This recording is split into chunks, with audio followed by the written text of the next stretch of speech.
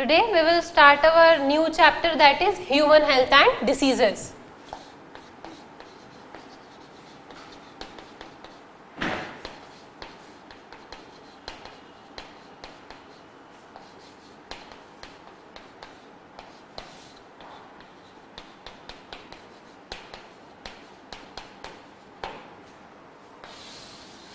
Human health and diseases. By the name itself, we will study about the health as well as of diseases. And इसके अलावा हम इसमें immune system हमारा add करेंगे. We will study about the immunity as well as of the adolescence, that is drug addictions. Okay. Now, human health. What do you understand by health? Or what is health? If we are saying that we don't have any kind of disease, we are in condition that हमारे शरीर में और हमारी body में there is no disease, we are free from disease. तो क्या हम उस कंडीशन को बोल सकते हैं that we are healthy? Yes or no? हम बोल भी सकते हैं that we are healthy या नहीं भी बोल सकते हैं. Yes इसीलिए because हमारी बॉडी में कोई डिसीज नहीं है, और no इसीलिए क्योंकि because health is the complete package. It is a complete package होता है ये of three things. One is physical health, second is mental health, and third is social well-being. So, if any person is suffering from fever, अगर किसी person को fever है तो हम बोल सकते हैं that person is not healthy because उसमें फिजिकल हेल्थ नहीं है. His physical health is very much low. वो फिजिकली फिट नहीं है. क्यों? क्योंकि फीवर होने से हमको वीकनेस भी आ जाती है, हमारा बॉडी टेम्परेचर बढ़ जाता है, हम लेजी फील करते हैं. That is the condition of fever. Okay. Now अब मेंटल हेल्थ. पर फीवर वाली कंडीशन में हमारी मेंटल हेल्थ अफेक्टेड रहती है क्या? Sometimes we feel very much low. हमारी मेंटल सिचुएशन कभी कभार लो रहती है, पर कभी कभार it doesn't have any effect on our mental situation. But as well as we are saying that in the fever time we will not say that we are feeling very much happy or my mood is good. We will say no, my mood is not at all good, and we have the physical, we don't have our physical health as well as we don't have our mental health. And when we are talking about the social well-being, if we are suffering from fever or any kind of disease, okay, तो हमारी social well-being पर भी affect होगा. ज्यादा नहीं होगा पर होगा. मेंटल पर भी होगा और सोशल वेलबींग पर भी होगा. एज वेल एज हमारी फिजिकल हेल्थ तो वीक हुई ही है. तो हम ये बोलना चाहते हैं कि डिसीज्ड कंडीशन में इट इज नॉट नेसेसरी कि we are fulfilling all the three aspects of the health. Health is the complete package. Physical भी होना चाहिए, मेंटल भी फिट होना चाहिए और सोशल वेलबींग भी फिट होना चाहिए. बट क्या ये तीनों चीजें फुलफिल होती हैं if we are having some kind of disease? No. अगर फीवर है तो हमारी फिजिकल हेल्थ अफेक्टेड रहेगी. पॉसिबल है कि मेंटल ना अफेक्ट हो और सोशल ना अफेक्ट हो, पर फिजिकल अफेक्टेड है तो we will say that yes I am suffering from any kind of disease.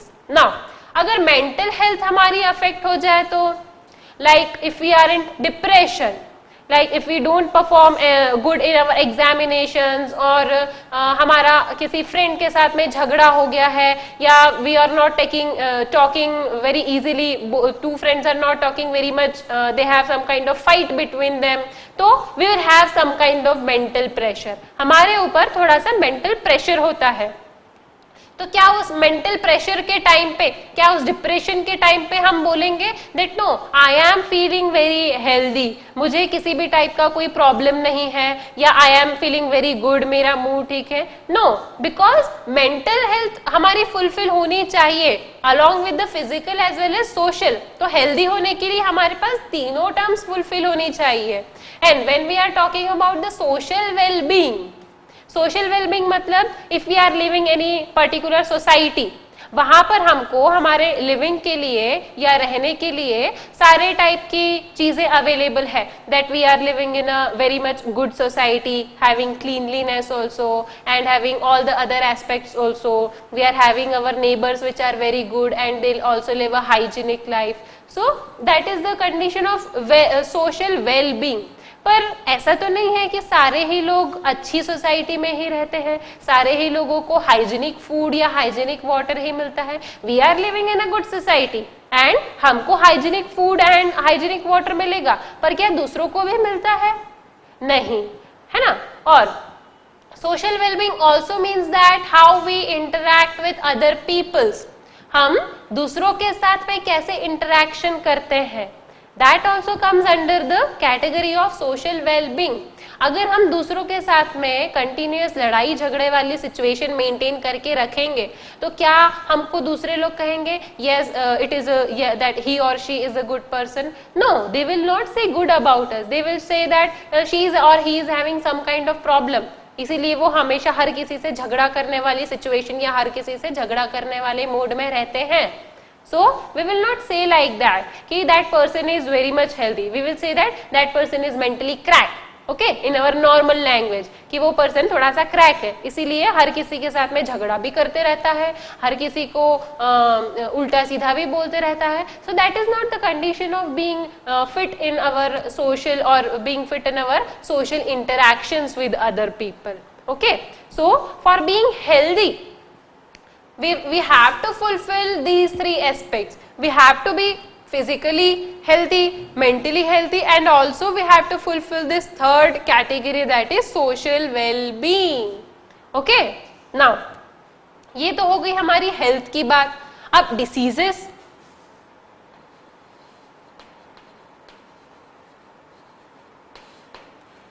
Diseases are nowadays these are a part of our life. हमारी लाइफ का एक पार्ट होता है डिसीज. हमने देखा है हमारे घरों में आजकल हमारे grand parents and also our parents, these both are suffering from some kind of diseases. No, they are having, some parents are having high blood pressure or they are having high sugar level or they will be having arthritis. Okay, these are some common diseases जो हम हमारे घरों में देखते हैं. ये diseases हमारे grand parents में भी होती है और हमारे पेरेंट्स में भी होती है. Okay, so diseases are now part of our life. हमारे लाइफ का एक पार्ट हो गया है डिसीज. तो डिसीज कैसे होती है या हम किस सिचुएशन को बोलेंगे that condition is the diseased condition? Any condition which will affect our physical,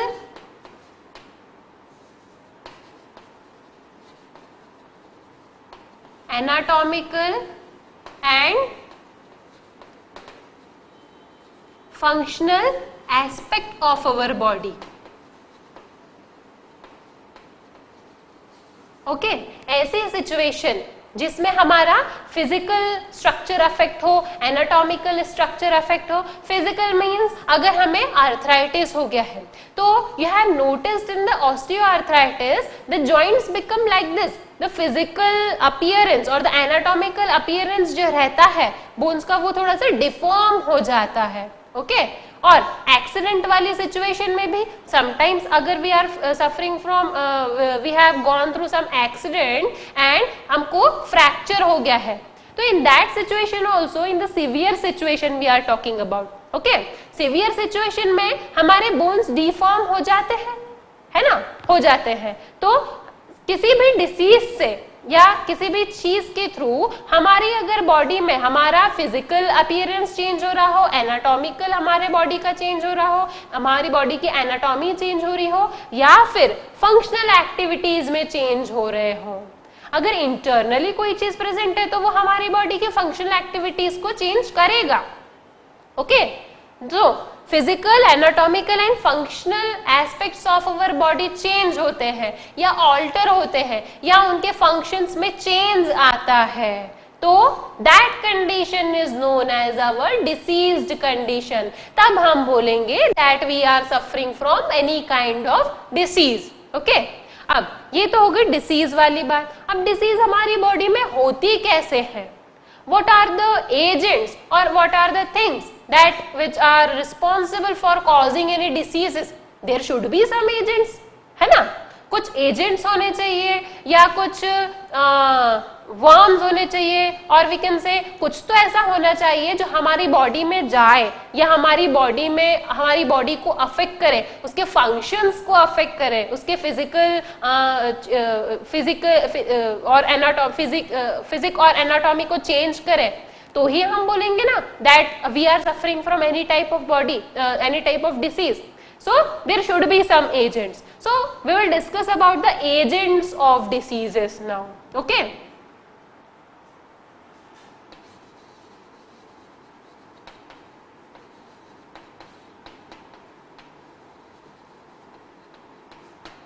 Agents of diseases. So first agent will be biological agent.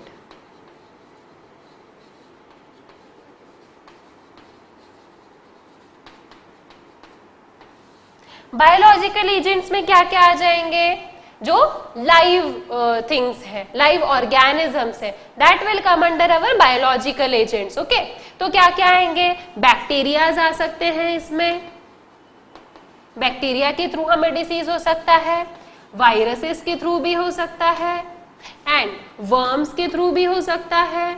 Worms के थ्रू होगा, प्लेटीहेल्मिन्थेस के थ्रू भी हो सकता है,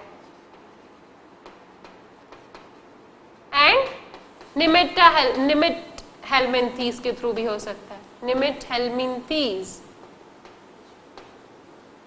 ओके, नाउ फंगस के थ्रू भी हो सकता है. These are some agents which are responsible for causing some kind of diseases in us. Okay, bacteria से होगा तो like bacterial disease है टाइफॉइड और tuberculosis. These are some kind of bacterial disease.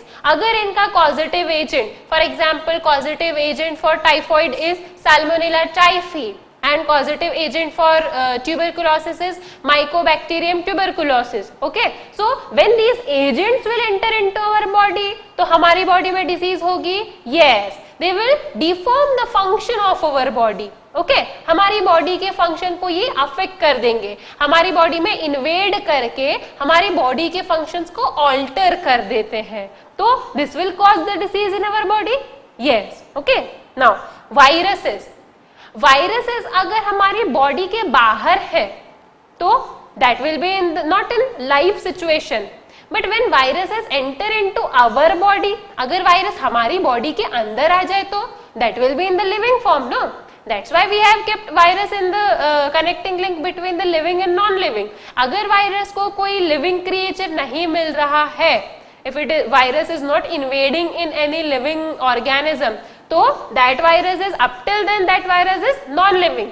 अगर किसी वायरस को लिविंग सिस्टम मिल गया है, होस्ट मिल गया है, then at that time that virus will be active, वो लाइव हो जाएगा, है ना. क्यों? बिकॉज वायरस हमारे डीएनए के साथ में इंटीग्रेट कर जाता है, और डीएनए के साथ में इंटीग्रेट करेगा तो अपनी कॉपीज बनाएगा, अपनी कॉपीज बना के वो हमारी बॉडी को अल्टीमेटली डिसीज्ड सिचुएशन में लाएगा. ओके, नाउ वर्म्स, वर्म्स हमारी बॉडी में डिसीज कॉज करेंगे. प्लेटीहेल्मिन्थेस कर सकते हैं, एस्केहेल्मिन्थेस कर सकते हैं, and these are also called as nemathelminthes. Okay, now fungus, fungus भी हमारी बॉडी में, when any fungus come in contact with our body, हमारी बॉडी में कोई भी फंगस अगर कांटेक्ट में आता है हमारी बॉडी के, then that fungus will grow. And कैसे ग्रो होंगे वो? By coming in the contact of moisture. हमारी बॉडी के जिस पार्ट में ज्यादा मॉइस्चर होगा वहां फंगस ग्रो करेगा, and they will increase their population and cause diseases in our body. So like this, biological agents are very much responsible for causing any kind of diseases in our body. Okay. Now, next agent, nutritional agent.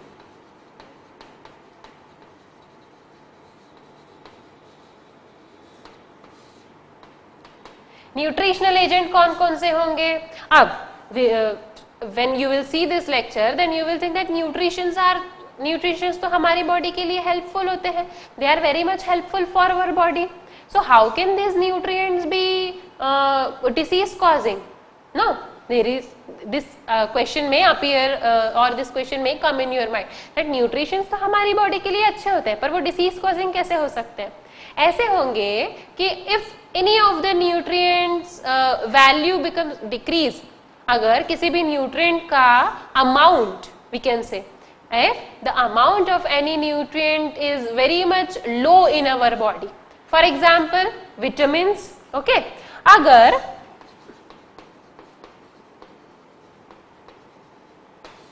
Vitamins, सो अगर vitamins का level और vitamins का amount हमारी body में कम होता है, we know that vitamins category, we have categorized vitamins into many of this and the main vitamins are A, B, C and D. If there is the deficiency of vitamin A in our body, then that will lead to one disease, that is night blindness.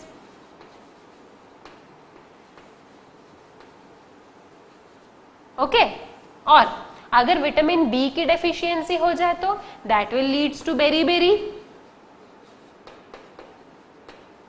There are also several types of this vitamin B, 1, 2, 3, 4, 5 and like this. But normally हम क्या बोलते हैं, vitamin B की deficiency से we are suffering from beriberi. Okay, now see the deficiency of vitamin C is scurvy, bleeding gums and D rickettsia.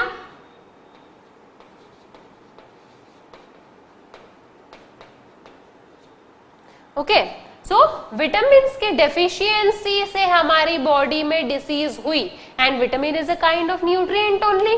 So nutrients की deficiency से हमारी body में डिसीज हुई just like vitamins. And if there is deficiency of water in our body तो भी हमारी body में disease होगी.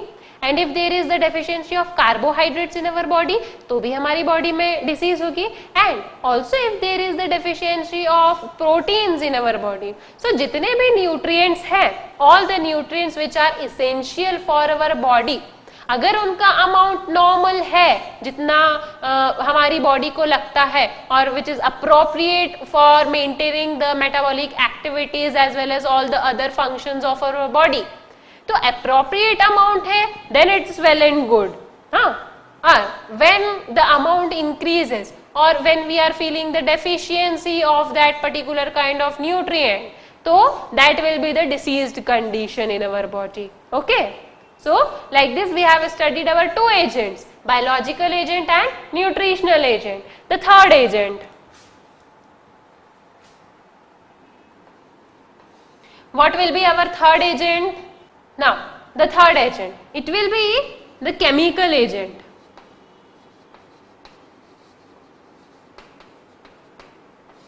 Chemicals which cause some kind of disease in our body. These chemicals can be of two types, okay, endogenous and exogenous. Chemicals are responsible for causing disease in our body. These can be categorized endogenous and exogenous. तो ऐसे chemicals which are producing inside our body, जो हमारी body के अंदर produce हो रहे हैं, हमारी बॉडी खुद उन्हें प्रोड्यूस कर रही है, so we will categorize them as endogenous क्योंकि वो खुद हमारी बॉडी में आ रहे हैं. और एक्सोजीनस, एक्सोजीनस कौन से होंगे, जो बाहर से लिए जा रहे हैं. So what are that chemicals which we are taking from outside? Any kind of drug we can say, okay, intravenous drug we are taking, or any kind of vaccine which do not show compatibility with our body. If we are taking any type of vaccine or any type of drug, if it is compatible with our body, then we can say that nah, it's okay. But if it is not compatible with our body, it is so that condition will be the allergic condition. हमारी body में उसके कारण allergy वाली situation आ सकती है. Then that condition we will called as the diseased condition. Okay, exogenous में from outside. Outside बाहर से हम कैसे ले सकते हैं, या तो हम इंजेक्शन के थ्रू लें या इनोक्यूलेशन करें. Okay, we are taking these from outside through ingestion or through oral ways, through inoculation. Inoculation means we are taking the drugs kind of thing, or we are taking any kind of vaccines. Okay, that is termed as inoculation. So हम यहाँ पे injection कर रहे हैं या inoculation. तो बाहर से और कौन से केमिकल्स आ सकते हैं? स्मोक आ सकता है, डस्ट एंड डर्ट आ सकते हैं. That are also considered as chemical only. No, smoke है, it is a type of chemical that which is entering into our body from outside. So we can categorize that smoke in exogenous chemical agents. Yes. Now endogenous, that which is producing in inside our body. हमारी body के अंदर ही produce होने वाले chemicals, that we will take as endogenous. जो हमारी खुद के बॉडी में प्रोड्यूस हो रहे हैं, that are endogenous chemicals. Okay, so इसमें कौन से आएंगे? What are the chemicals which are producing only inside our body? Hormones. We say that hormones are chemical in nature. तो वो केमिकल नेचर वाले हॉर्मोन्स हमारी ही बॉडी में प्रोड्यूस होते हैं. तो अगर how hormones can be disease causing agents, अगर उन हार्मोन का लेवल बढ़ जाता है या कम हो जाता है, then in that situation they can cause disease in our body. No, so endogenous chemical agents में हमने बोला हॉर्मोन्स. लाइक फॉर एग्जाम्पल, अगर we talk about the tyrosine hormone or thyroxine we say. Okay, तो with thyroxine का amount अगर बढ़ता है तो then we will call that condition as hyperthyroidism. Why? Because thyroxine का अमाउंट हमारी बॉडी में बढ़ रहा है. बढ़ती हुई सिचुएशन को हमने बोला hyperthyroidism. और अगर thyroxine का अमाउंट हमारी बॉडी में कम हो जाएगा तो then we will say that situation as hypothyroidism, मतलब कम हो गया है. हाइपरथायरॉयडिज्म या hypothyroidism, both the condition are diseased condition. Hormones हमारी बॉडी में बहुत कम अमाउंट में लगते हैं, negligible amount we can say, only trace amount we can say. तो ट्रेस अमाउंट में लगने वाला केमिकल अगर हमारी बॉडी में बहुत ज्यादा बढ़ जाए तो that will B disease causing. हमारी मेटाबॉलिक एक्टिविटीज को वो बहुत ज्यादा बढ़ा देगा. Okay, so that will be disease causing. And अगर हमारी बॉडी में हार्मोन का लेवल कम हो जाता है, actually we are needing that hormone only in the trace amount. हमको वो बहुत कम अमाउंट में चाहिए, पर बहुत कम अमाउंट में होने के बाद में भी उसकी वैल्यू और कम हो जाए या उसका अमाउंट और कम हो जाए, तो in that situation that will be the disease causing. Okay, now we have talked about this chemical agent. Now fourth one, physical agents.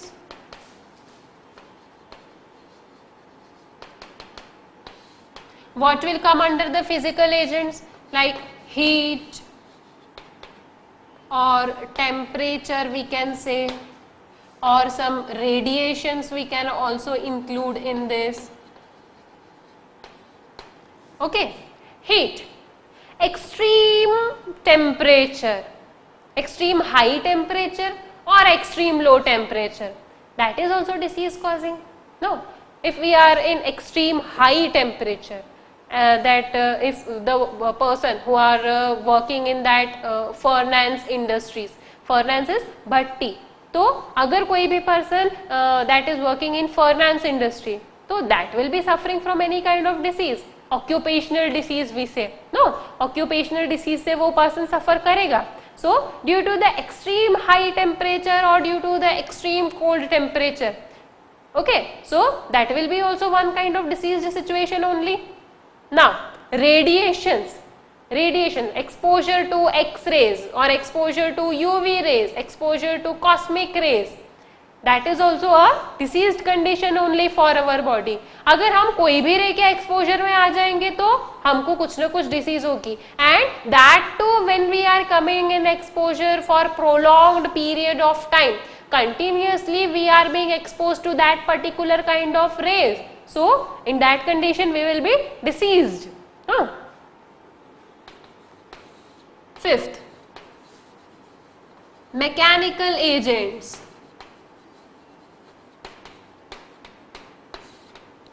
What will be the mechanical agents? Some kind of accident we can say. Due to some kind of accident हुआ. Now either हमारा sir फट सकता है in severe situation, or we will be bleeding sometimes, or we will be having stitches, or we will be having some kind of fracture or muscle twitch or anything. So that situation will be also a disease situation only, no? Why? Because our physical appearance has been hampered and our functional of the body has also been hampered. Okay, अगर हमारा sir फट गया तो we will be suffering from trauma or any kind of thing, no? Now अगर we are suffering from any kind of accident that हमको उसमें fracture हो गया तो हमारा फंक्शनल बॉडी का that is affected, and also the physically hamari body is also affected, no? So that is the situation when because of some mechanical agents our body is suffering, and these mechanical agents can also cause diseases in our body. Okay, so what we have studied up till now. One more is there, genetic agents.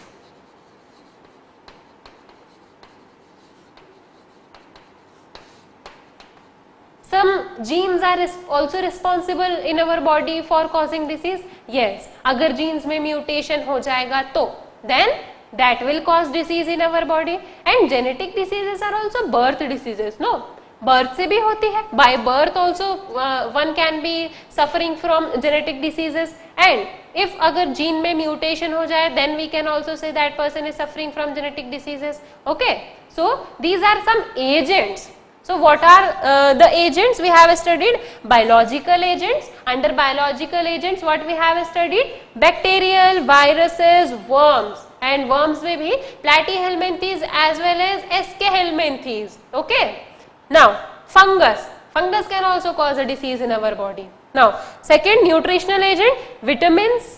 For example we can say vitamin की deficiency होगी तो हमारी body में disease होगी. Water की अगर deficiency हो जाएगी तो हमारी बॉडी में डिसीज होगी. वाटर की डिफिशियंसी होगी मींस हमारी बॉडी में कम वाटर रीअब्सॉर्ब होगा. Sorry, more water will be the reabsorb during the while maintaining the osmoregulation of kidney. Remember that thing.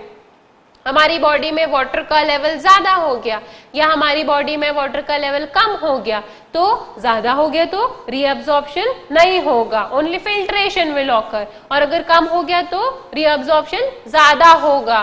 सो अगर ये चीज डिस्टर्ब हो जाएगी तो in that situation we will be suffering from any kind of disease. No, now if carbohydrates की deficiency हो गई या फैट्स की हो गई या प्रोटीन्स की हो गई then these nutrients can also cause diseases in our body. Okay, now अगर फैट्स का अमाउंट बढ़ जाता है, इन चीजों का अमाउंट बढ़ जाएगा तो डिसीज होगी क्या? यस, अगर फैट्स बढ़ जाएंगे हमारी बॉडी में देन कोलेस्ट्रॉल डिपॉजिट हो जाएगा, then also we are suffering from any kind of disease. Okay, now physical agents, extreme high temperature or extreme low temperature or exposure to some kind of radiations for prolonged period of time, then we will call it as the diseased condition.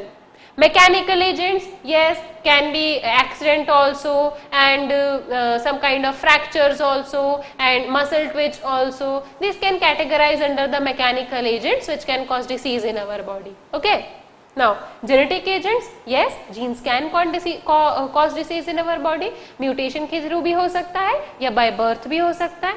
Okay, now the next is classification of diseases. How will we classify our diseases?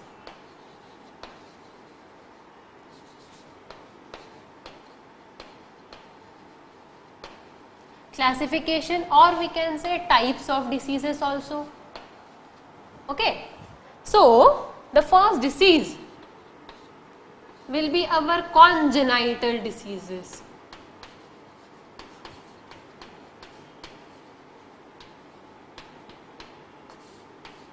Congenital diseases मतलब कि what will be the meaning of congenital diseases?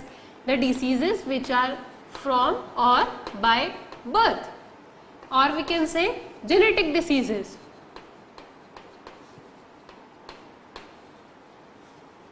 जो हमें birth से आई है, और genetic diseases. and they are we are having the disease in anatomical form also, physiological form भी हमारा affect हो सकता है. So that kind of diseases are congenital diseases.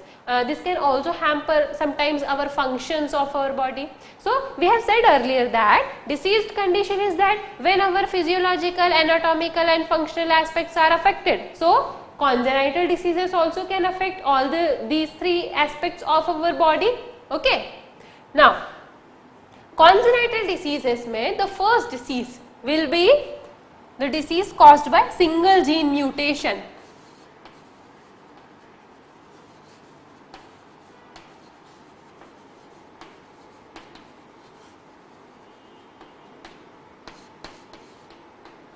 We said that congenital diseases are those diseases which these are kind of genetic diseases.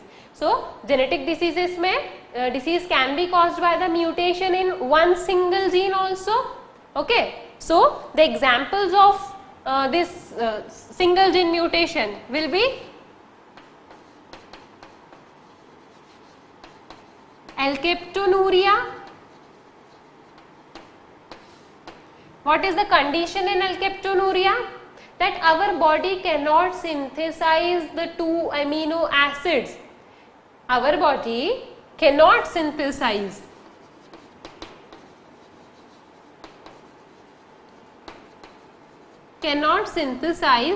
two amino acid. What will be that 2 amino acids?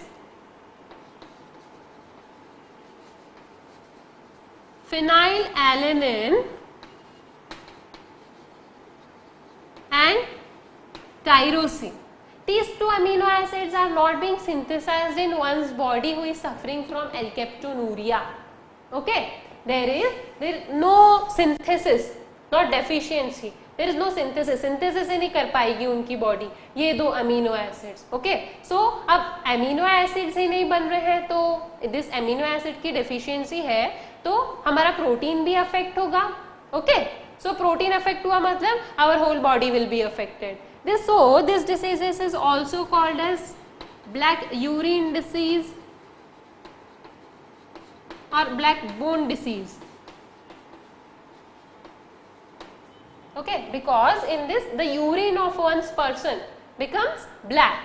That's why this disease is called as black urine disease or black bone disease. And it is due to because our body is not capable of synthesizing 2 amino acids. What are the 2 amino acids? That are phenylalanine and tyrosine. Okay.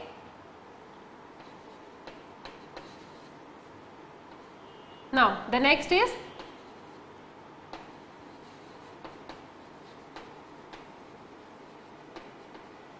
phenylketonuria. In this, in our body, there is a high amount of one amino acid, that is phenylalanine. Phenylalanine is much more synthesizing in our body in high amount.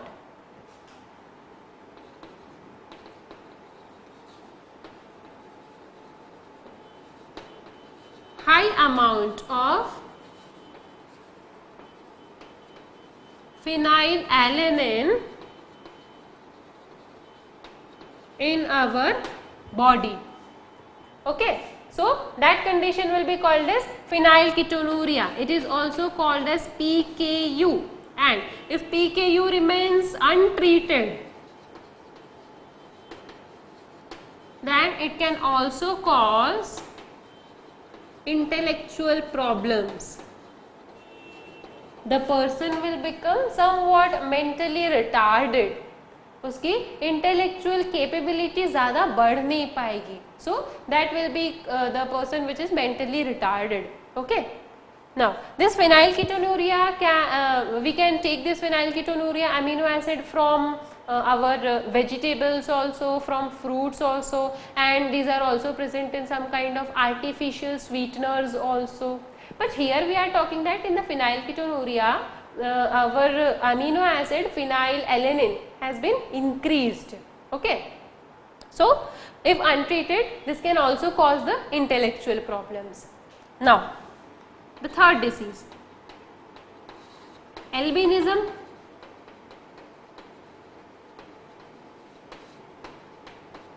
What happens in albinism? Albinism is the situation when the body pigment is completely absent or it is very less in our body. Okay, the pigment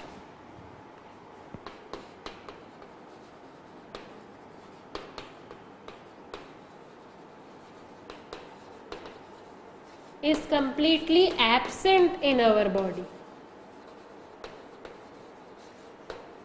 Okay, so that condition is known as albinism.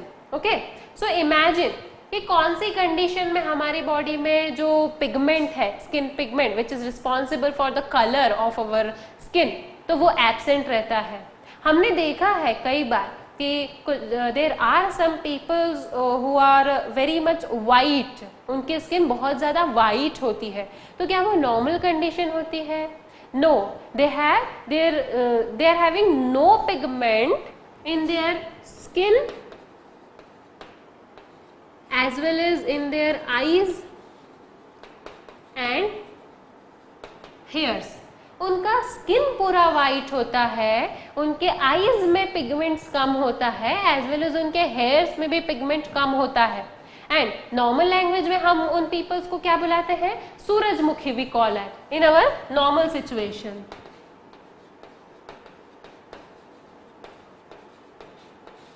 सूरजमुखी. Okay, now उनके skin में कोई pigment present नहीं होता है, उनके बालों में भी कोई पिगमेंट प्रेजेंट नहीं होता है, तो they appear only whitish in colour. So अब लैक ऑफ पिगमेंट है, तो लैक ऑफ पिगमेंट से क्या डिसीज हो सकती है? If the pigment is not present in our body और in our skin, so when they people come out in the sun, so their skin will be affecting from the sunburn. उनको sunburn बहुत जल्दी होगा, तो sunburn होने से क्या उनमें स्किन कैंसर वाली कंडीशन आ सकती है? Yes, because direct exposure of the UV rays on our skin and their skin is deprived of this pigment, so they are very much prone to this skin cancers and skin diseases like this.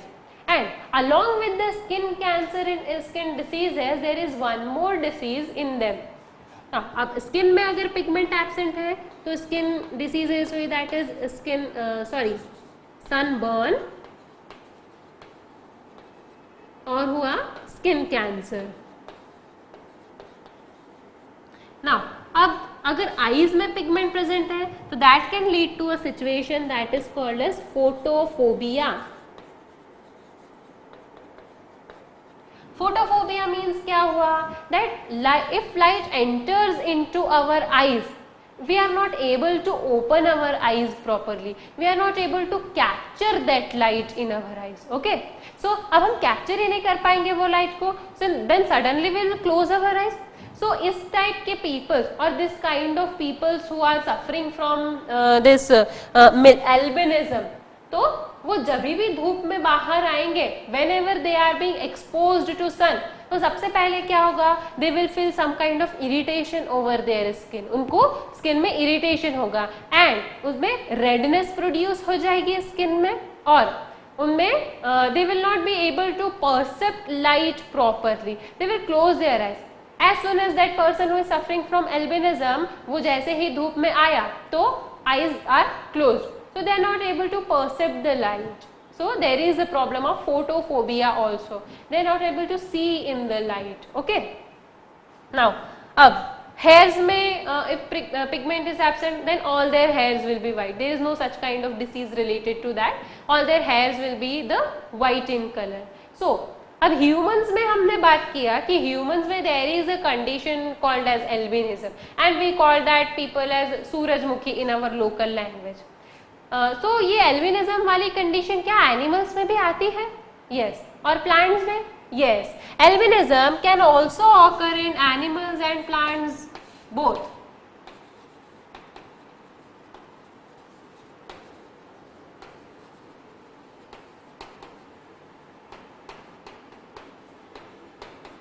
Albinism can also occur in both plants and animals. Okay, now अब plants में भी हो सकता है, animals में भी हो सकता है. First we will talk about animals. Which are the animals who are suffering from albinism? क्या हमने कभी देखा है ऐसे एनिमल्स को? Yes, हमने देखा है. We have seen white peacock. White peacock हमने देखा है, व्हाइट टाइगर हमने देखा है. सो whenever we go to zoo, तो जब भी हम देखते हैं तो हमको क्या लगता है? Yes, this animal is looking very much beautiful. Apart from other peacock is full of colors and that is normal. हम उसको हमेशा देखते हैं. Whenever we will go to zoo, हम उसको हमेशा देखेंगे या दूसरी जगहों पे भी हमको दिख जाता है. पर क्या हमको व्हाइट पीकॉक जनरली दिखता है? नो, हमको नहीं दिखता, because it is an single gene mutation disorder. और कुछ ही एनिमल्स अफेक्ट होते हैं उससे, ज्यादातर नहीं होते. That's why it is very much rare kind of inherited disease caused by single gene mutation. So white peacock is an example of albinism. And same white tiger भी white होते हैं. Apart from the normal tiger that are some kind of yellowish, orange yellowish in color, तो white tiger भी हम zoo में देखते हैं. That white tiger are also different from these normal ones, no? They look pretty much beautiful from these other tigers. Okay, so that is also example of our albinism only.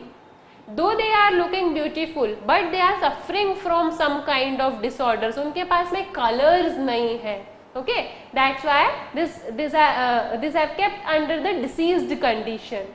And अगर हम plants की बात करें तो क्या ऐसे कुछ plants होते हैं जो disease causing जो albinism से suffer कर रहे हो? Yes, mainly this albinism is seen in plants in maize, or we can say corn plants. Corn plants की पत्तियां पूरे व्हाइट हो जाएंगी. ओके, व्हाइट कलर का हो जाएगा. And that corn also will become white and its leaves will also become white. So they will be also different in appearance. यहाँ अलग सा दिख रहा है वो, पर that is the diseased condition. They are suffering from this melanin, they are suffering from this absence of the pigment in their body. So they are suffering from the disease that is called as albinism, and that too is due to only single gene mutation in our body. Okay, now the next one, fourth one, hemophilia, or it is written as hemophilia but we will pronounce it as hemophilia. Okay, so hemophiliा is also one disease caused by the single gene mutation. एक ही gene mutate होता है तो. So what happens in hemophilia? It is a disease in which our body is not capable of clotting the blood. Blood clot कम हो जाता है and blood continues to shed. Okay, blood clot नहीं हो पाता हमारी बॉडी में. Absence of clotting of blood in our body. So this we will kept under the hemophilia. Hemophilia situation में हमारी बॉडी में blood clot नहीं हो पाता है. Okay, so कैसे नहीं हो पाता है? We'll see now. Hemophilia are of, generally we categorize hemophilia in two categories. They are hemophilia A and hemophilia B. एक हो गया हीमोफीलिया ए, एक हो गया haemophilia B. So what happens in haemophilia A? We know that there are 13 blood clotting factors in our body. है ना, हमारे पास में 13 ब्लड क्लॉटिंग फैक्टर्स होते हैं जो रिस्पॉन्सिबल होते हैं हमारी बॉडी में ब्लड क्लॉट करने के लिए. Okay, and that blood clotting factors are only the protein part. Protein ही होते हैं वो किसी टाइप के. सो 13 ब्लड क्लॉटिंग फैक्टर होते हैं. और अगर उन क्लॉटिंग फैक्टर में से एक फैक्टर भी एब्सेंट हो जाता है, then we will suffer from this haemophilia. Okay, so haemophilia A में कौन सा फैक्टर एब्सेंट हो जाएगा? There is the absence of 8th factor in haemophilia A. 8th factor absent हो जाएगा तो हम we will be suffering from hemophilia that is of type A hemophilia. And this, what is the name of this eighth factor? Anti-hemophilic factor, also called as AHF. AHF बोलते हैं, the eighth factor which is responsible for blood clotting in our body. Okay, and also one more thing, the gene which is responsible for the formation of this eighth factor in our body is F8 gene, we call it as. Okay, F8 gene responsible for the formation of this eighth factor in our body. Now, hemophilia B. Haemophilia B में भी यही होगा, किसी न किसी factor की कमी होगी. Okay, so which factor will be? Ninth factor. Absence of ninth factor in blood, it will lead to the condition of type 2 hemophilia. And this ninth factor is also called as Christmas factor. Why it is called as Christmas factor? On the basis of the name of scientist, this is called as Christmas factor. Okay, nothing else. Now, so haemophilia से हुई दो situations, एक हो गया type A haemophilia और एक हो गया type B haemophilia. Haemophilia A में हमने क्या बोला? There is the absence of one factor, that is eighth factor, which is responsible for the blood clotting. And what is the name of that eighth factor? AHF, anti-hemophilic factor, that which is produced in our body by F8 gene. Okay, F8 gene is responsible for the production of this anti-hemophilic factor in our body. Now, hemophilia B में हमने क्या बात करी? That if there is the absence of factor 9, factor 9 is also called as Christmas factor. अगर Christmas factor हमारी body में कम होगा या factor 9 हमारी बॉडी में कम होगा तो we will be suffering from hemophilia B. अब ऐसे ही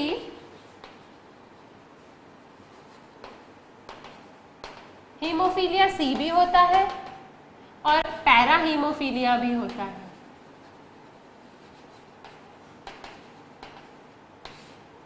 Hemophilia C will be because of the absence of 11th factor. Okay, sorry, this is 11th factor, and we call this 11th factor as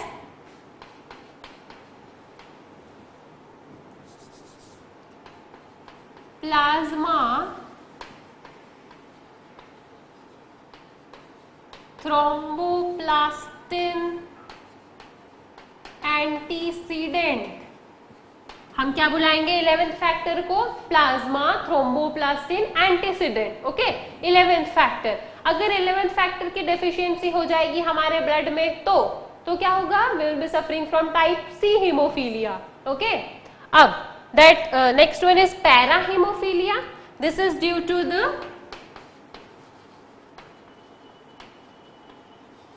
deficiency of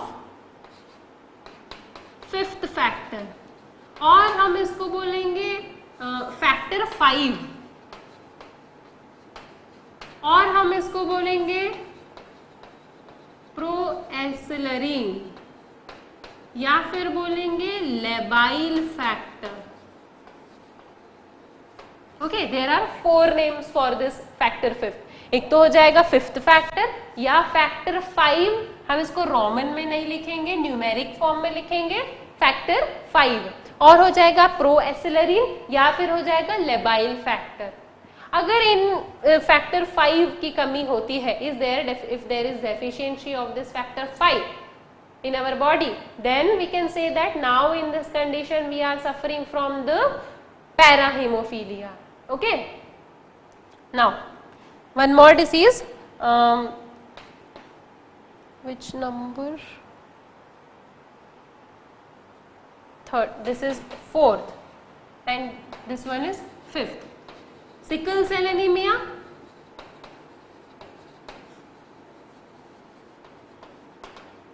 हम इसको पहले भी पढ़ चुके हैं. Sickle cell anaemia, there are 4 types of chain, no there are 4 chains in haemoglobin and 2 types.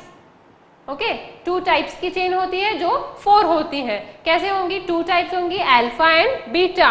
So alpha 1, alpha 2 and beta 1 and beta 2, like this we have 4 types of chain, but actually we say we have 2 types of chain, 1 alpha and beta. So beta chain में 6th position में normally कौन सा amino acid? Glutamic acid present होगा normally in the normal condition, okay, but in the diseased condition that glutamic acid will be replaced by valine, and this happens only at the 6th position, okay. In the 6th position in the beta chain of the hemoglobin, if the glutamic acid is replaced by valine, so that condition will be the sickle cell anemia condition.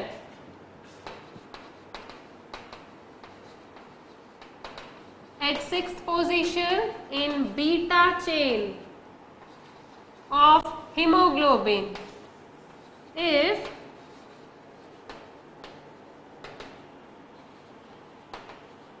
glutamic acid replaced by valine, so we will call this condition as sickle cell anemia, and it is predominant in Africa as well as in India, okay. Now the next type of disease we will see now. Now the next category under the types of diseases we will be taking will be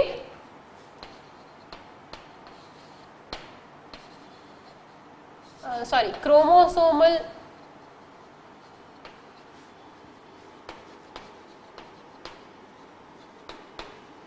aberration. Chromosomal aberration मतलब there is some kind of numeric change in our chromosome.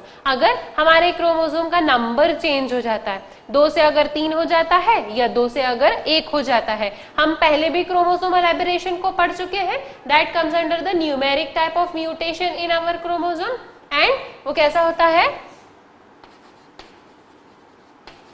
Aneuploidy and polyploidy, okay. If there is the situation of hyper aneuploidy means हमारा chromosome का number 2 से 3 हो गया है, hyper मतलब बढ़ गया है, तो उसमें कौन कौन से डिसीजेस आएंगे? We will study about the Down syndrome हो जाएगा, because Down syndrome is the trisomy of the 21st chromosome, okay. जब 21st क्रोमोसोम की ट्राइसोमी हो जाएगी, then that condition will be called as the Down syndrome, okay. Now Klinefelter syndrome में क्या हो जाएगा? There will be the also the trisomy of one type of chromosome, trisomy of the X chromosome, okay. So Klinefelter में भी 47 number हो गया और down syndrome में भी 47 हो गया, okay. अब एक होता है टर्नर सिंड्रोम, तो टर्नर सिंड्रोम में 1 क्रोमोसोम विल बी एलिमिनेटेड, एक क्रोमोसोम हट जाएगा पेयर में से, तो that condition will B 45 + X0, okay. एक होती है x हो जाएगी या फिर XY हो जाएगी, ओके, या x + XO मतलब 45 + X0, so this will be the condition of Turner syndrome, okay. So like this chromosomal aberrations can also happen in our body. Now the third type, that is environmental factor.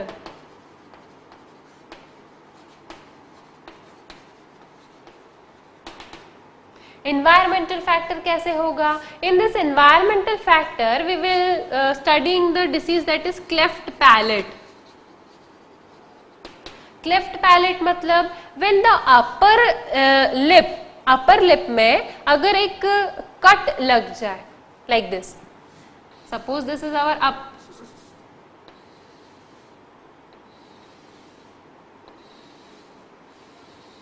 suppose that this is our structure of lip, and in our upper lip there is some kind of cleft, so there is some kind of, we can say, एक cut लग गया है हमारे upper lip में, okay. तो ये by birth होता है या बाहर हो जाता है? बाय बर्थ होता है। अगर due to some mechanical injury ये बाहर भी हो सकता है, बट ये बाय बर्थ होता है, मतलब बर्थ होने के पहले वाले सिचुएशन में। तो ये कैसे हुआ? why we would have kept this cleft palate under the environmental conditions, environment में ऐसी कौन सी सिचुएशन आ जाती है जिससे जो बेबी है that is present inside the वूम of the mother, उसमें क्लेफ्ट पैलेट वाली सिचुएशन आ जाती है. Okay, so this formation of the mouth or formation of the face and all the organs that are related to the morphogenesis only. Morphogenesis means हम जब during at the time of development के time पे organs को अपना shape मिलना, एक particular kind of shape मिलना कोई भी organ को, we can kept that under the category of morphogenesis. हम बोल सकते हैं उसको कि हाँ morphogenesis हो रहा है, उसको एक अपना particular type of shape मिल रहा है, so हम बोल सकते हैं उसको कि हाँ morphogenesis हो रहा है. ओके, नाउ और डेवलपमेंटल बायोलॉजी के टाइम पे we are studying the 3 aspects. हम 3 एस्पेक्ट्स पढ़ते हैं. एक होता है सेल डिवीजन, एक होता है सेल डिफरेंशिएशन और एक होता है मॉर्फोजेनेसिस. तो सेल डिवीजन में क्या हुआ, जो सेल डिवाइड हुआ, okay, continuous after the another cell ने डिवाइड होना शुरू किया. Okay, so that condition will be our cell division की प्रोसेस. नाउ सेल डिफरेंशिएशन में क्या हुआ, अब सेल डिफरेंशिएट होना चालू हुए हैं. डिफरेंशिएट होके ये अपना पर्टिकुलर ऑर्गेन बनाएंगे. सपोज दैट यहाँ पर सेल डिफरेंशिएट होना चालू हुआ. Okay, all these cells are differentiating. So कुछ part will form another organ और कुछ part will form, some of the part of this clump will form the another organ. It is possible, no? Cell differentiation के time पे कुछ part दूसरा बनाए organ या कुछ पार्ट दूसरा ऑर्गेन बनाए. ओके, अब डिफरेंशिएशन हो गया है, उसके बाद में कंडीशन आती है मॉर्फोजेनेसिस की. अब डिफरेंशिएशन हो गया है, now the cells are destined for the formation of particular type of organ. तो ऑर्गेन बनाने के लिए उनको मॉर्फोजेनेसिस करना पड़ेगा. So at the time of morphogenesis some conditions change in our environment. अगर कुछ कंडीशन उस मदर के साथ में चेंज होती है, then our morphology will be disturbed. The morphology of that child will be disturbed. That's why this cleft palate disease is kept under the environmental condition. Okay, at the time of morphogenesis or at the time of formation of on any particular type of organ or at the time of formation of our mouth, agar that pregnant lady experience some kind of change in its environment or some kind of defect in the environment or anything, then the child's morphology will be greatly affected by that. Okay.